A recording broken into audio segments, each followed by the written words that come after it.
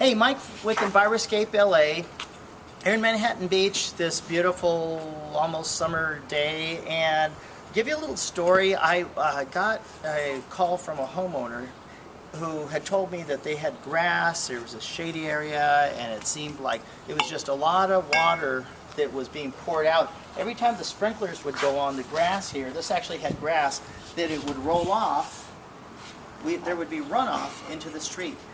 It would take all the fertilizer with it and go off to the ocean. Not a good thing. Not a good thing for the surfers, not a good thing for our environment. There are lots of algae blooms.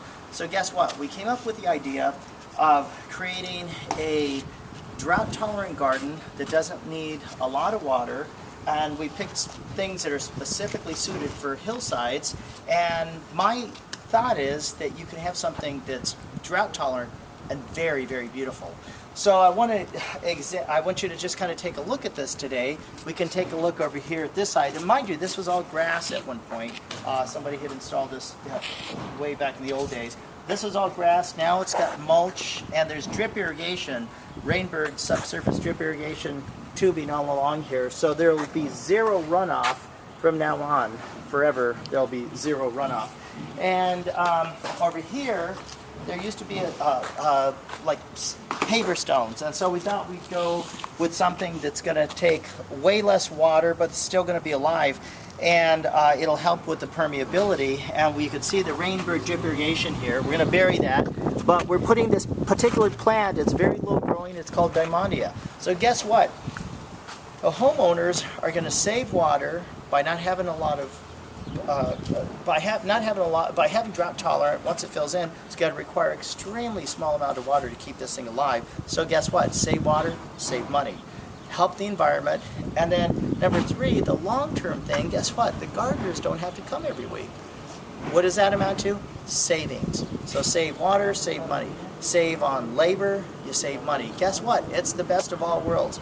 And then you can see here, why don't you follow me down here, and we'll kind of take a look at, like I mentioned before, that helping the environment and doing the environmentally right thing can also be pretty too. And so you're going to see, let's take a quick peek over here, and I'll give you an idea of what we've got going on.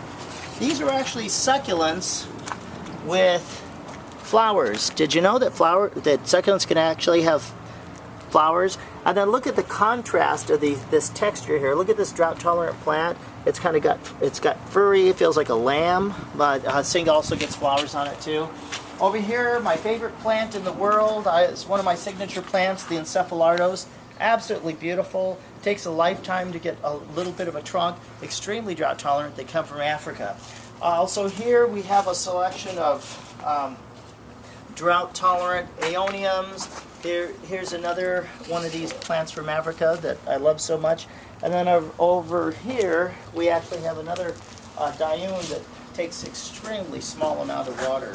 So it's a really drought-tolerant plantings that are put here. And then down in the bottom, you can see where we wanted to keep the Diamondia, the low-growing ground cover. We're going to cover that drip irrigation with it.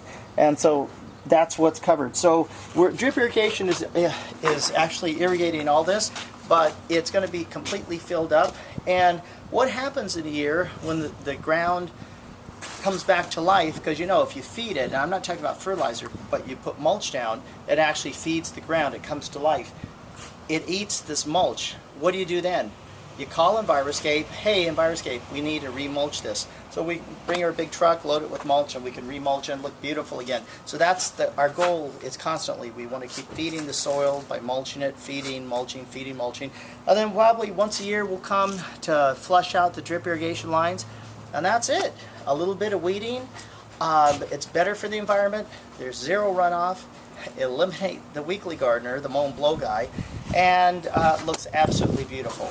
The perfect system. Thanks for listening. This is Mike from EnviroscapeLA. When you think sustainability, think EnviroscapeLA.